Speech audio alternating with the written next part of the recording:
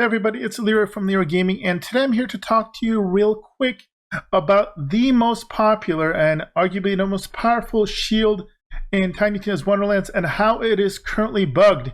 Your build may be affected, so stick around if you want to find out whether you are affected and what you can and need to do to fix this bug.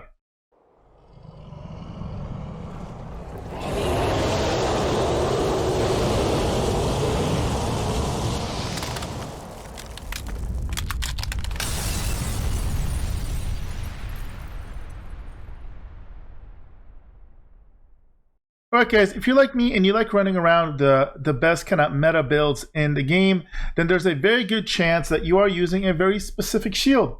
And that is the Cursed Switch shield. There's a million different variants of it. It does not matter which variant you have, what quality you have. What matters is that you just have a Cursed Wit.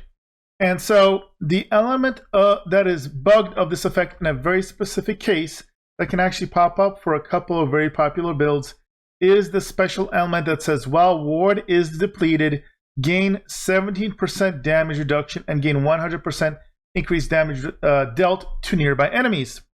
Now, this is really good because it also combos really well with the best rings in the game, and those are all the rings that have the effect while ward is not full, effects are increased by 100%.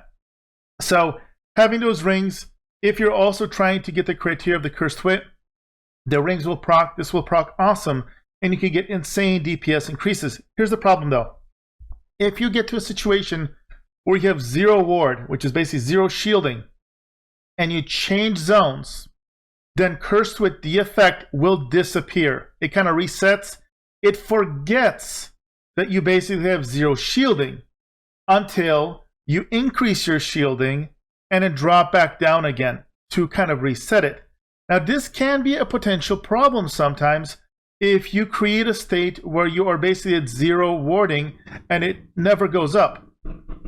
So when does this happen? Well, it happens more often than not when you have a Spellweaver, and Spellweavers are very, very popular either as primary or secondary parts of almost all the big builds right now. And so the element here that you have to watch out for is this one right here. Glass Cannon. Basically, you no longer automatically recharge the ward, but you gain dramatically increased spell damage. So people pick this on purpose to keep the ward at 0, because the idea is you want to keep that 100% damage boost up as often as possible. And then they combo this by not taking Mage Armor. And normally Mage Armor allows you to get your shielding back when you reload or cast a spell. So in a scenario like this, if I were to lose my shielding and then change zones for whatever reason, like on a high-end CL run, then you're kind of screwed until one or two things happen. You somehow get your shielding back, and because there's no material on the ground that increases your shielding, the only way to really do that is to go to fight for your life, get knocked down, and then when you kind of come up again, you are going to basically reproc this once you come up again and then drop your shield. Alternatively, the other fix right now is to edit your builds to do one or two things. Number one, obviously don't rely on Glass Cannon, but the slightly better thing to do is to just go ahead and pick up Mage Armor. And then whenever you do change zones, just, you know, you're gonna want to get your shielding back and then obviously drop back down again.